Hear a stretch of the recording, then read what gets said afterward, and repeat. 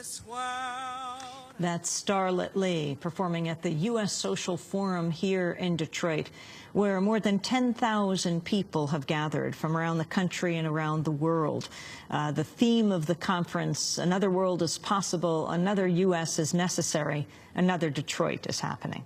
I'm Amy Goodman. We're broadcasting on over 850 stations, on Pacifica and NPR stations, low-power FM, college and community radio stations, on public access TV and PBS TV stations, and both TV satellite networks, Dish Network Channel 9415, Free Speech TV 9410, Link TV, and on Direct TV Channel 375.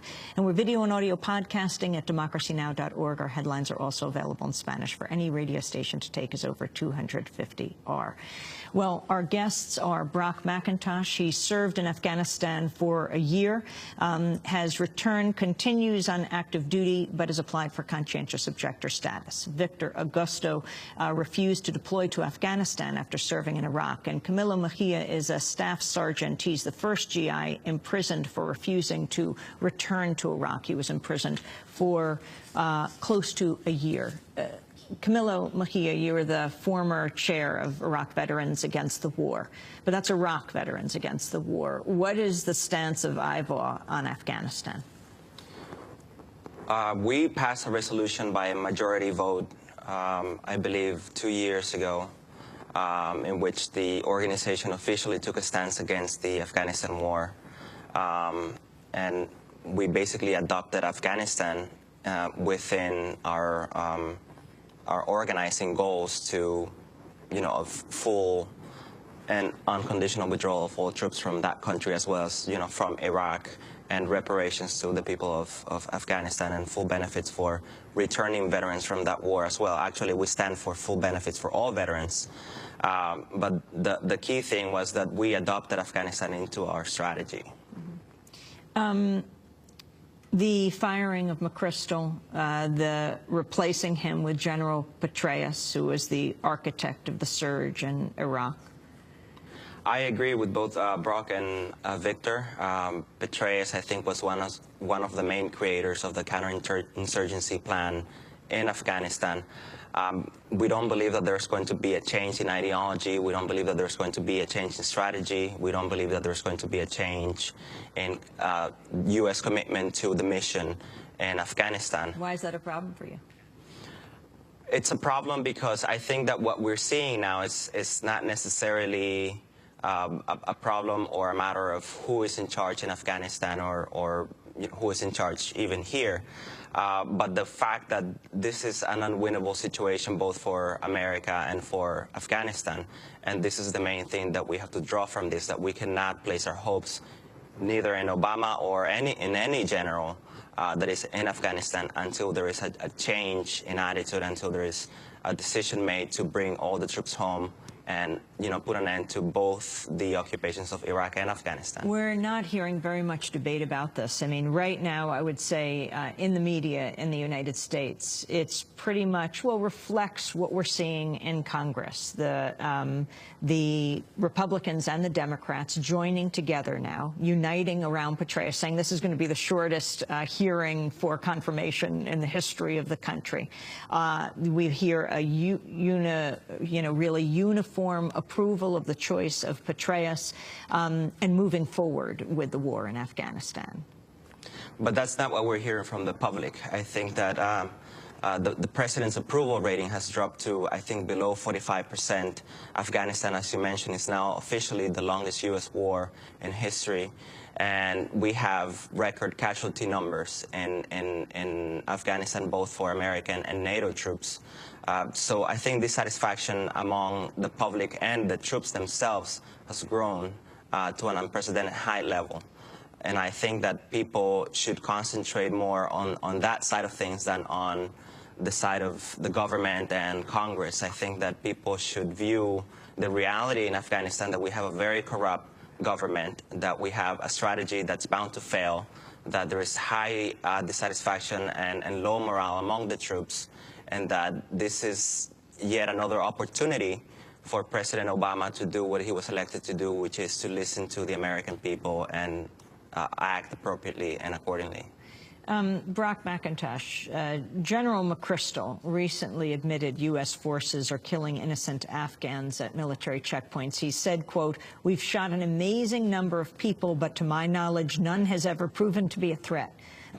That was General McChrystal. What do you think of the surge in Afghanistan? You were a part of it. You're still in the military. Yeah. They were transitioning into counterinsurgency while I was over there. But it's important to recognize that the surge in Iraq was a lot different from the surge in Afghanistan, because with the surge in Iraq, it was trying to counter an urban insurgency, so it was really more of a surge into Baghdad and the suburbs. Whereas in Afghanistan, the insurgency is rural, so you have to have a surge in every little village and hamlet in Afghanistan, which requires hundreds of thousands of troops. Every counterinsurgency expert says it requires hundreds of thousands of troops, which we don't have. And one of the ways that General McChrystal wanted to make up for this disparity is by quadrupling the Afghan security force from 100 to 400,000. And every single one of their salaries are paid by us, and their weapons are supplied by us. And they're very prone to mutiny, and then they use those weapons against us. And what does it mean to be active duty right now if you, well, would you refuse to return to Afghanistan? It's hard to say at this point, but... And why do you have questions? I was watching the World Cup a couple weekends ago, and I made a joke. Why don't we just settle conflict with sports, with soccer? And my friend was like, because then America would lose, because we're not very good at soccer. And I realized that what we're really good at is war, and that there's really not much of a difference between the sport of war and the sport of soccer, because in both cases, the values are irrelevant. It doesn't matter who's more righteous, who has the better values. What matters is who has the best skills at this particular sport. And being proficient at the sport of killing is not something that I want to be proficient at, and I don't believe that being good at killing proves that I have better values. Victor Agosto, you served in Iraq, you refused to go to Afghanistan, you were court-martialed. What caused you to change? Why did you sign up for the military?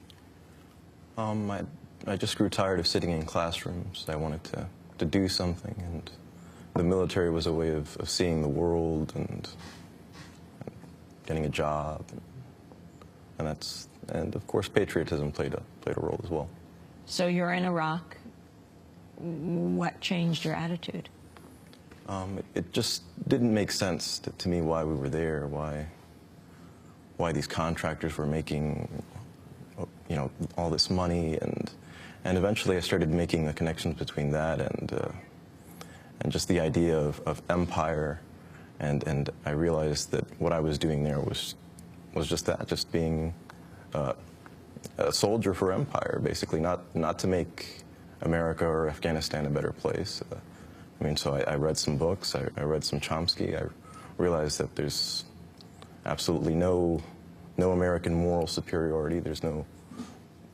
We were no one to impose anything on the people of Iraq. How did you get a Noam Chomsky book in Iraq? I ordered it on Amazon.com.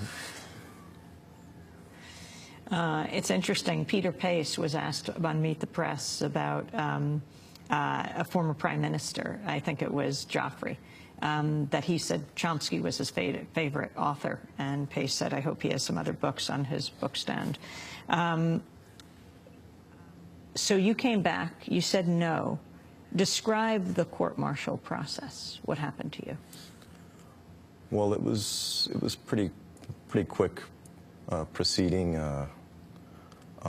Cindy Thomas from Under the Hood Cafe in Killeen, Texas, spoke to my character, and I pled guilty to refusing an order. That way I would get a summary court-martial and face a maximum penalty of 30 days. But I also said that I felt that eventually the wars would be ruled illegal because they violate international law, the UN Charter, Geneva Convention and stuff. What is your sense of soldiers you serve with, soldiers going to Afghanistan, whether they support the war or not? Well, it's interesting. I heard a presentation by a reporter who's embedded with troops in Afghanistan, and he had been with like a striker platoon, and he had conducted a straw poll, in which he asked, "Do you think the war